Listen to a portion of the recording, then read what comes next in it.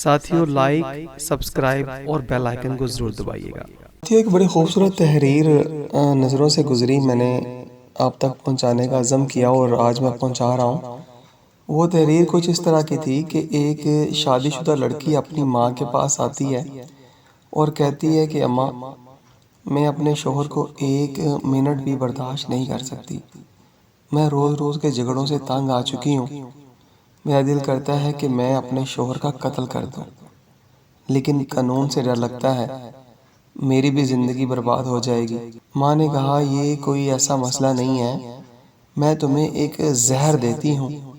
یہ آہستہ آہستہ کام کرتا ہے، روزانہ اسے تھوڑا تھوڑا کھانے میں دینا، بس کھانا لذیذ بنانا کہ اسے شک نہ ہو کہ اس کے اندر زہر ہے۔ لڑکی خوش ہو گئی اور ماں نے مزید کہا لیکن تمہارے گھر روزانہ جھگڑے ہوتے ہیں، سارا خاندان جانتا ہے اور تمہاری ان سے نہیں بنتی،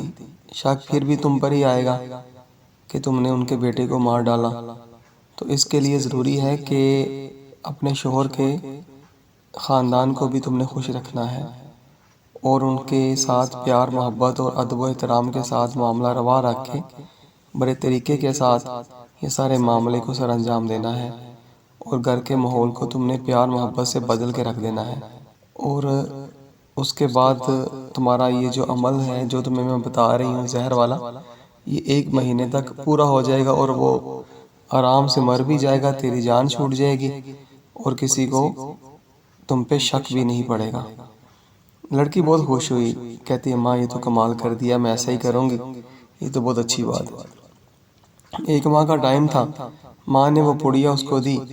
اور اپنی بیٹی کو رخصت کر دیا، تو 1 مہینے کا ٹائم تھا، تو تقریباً 15 دن کے بعد ہی وہ واپس اپنی ماں کے پاس آئی اور آتے ہی رونا شروع کر دیا۔ ماں نے پوچھا اب کیا ہوا؟ کہنے لگی اماں میں نے ان کو 15 دن زہر دے دیا، 15 دن باقی ہیں، مگر میں اب انہیں مارنا نہیں چاہتی۔ ماں نے پوچھا کیوں؟ اب ایسا کیوں ہوا؟ کیوں اسے مارنا نہیں چاہتی؟ کہتی اماں نہیں، اب وہ مجھے بہت پیار کرتے ہیں، اس کے گھر والے بھی میرا بہت خیال رکھتے ہیں اور میری ہر بات مانتے ہیں اور وہ سارے میری بہت عزت بھی کرتے ہیں، تو میں نہیں چاہتی کہ میرا خاوند مر جائے اور میں ان کے بغیر پھر تنہا زندگی گزاروں، تو کچھ ایسا کریں کہ وہ جو زہر میں نے 15 دن ان کو دیا ہے اس کا کوئی توڑ مجھے بتائیں۔ ماں نے کہا اپنی بیٹی سے کہ بیٹا تم پریشان نہ ہو، میں نے جو تمہیں زہر دیا تھا وہ زہر نہیں تھا، بلکہ وہ تو ہاضمے کی ایک پڑیا تھی، اور دوسری بات یہ کہ اپنے گھر میں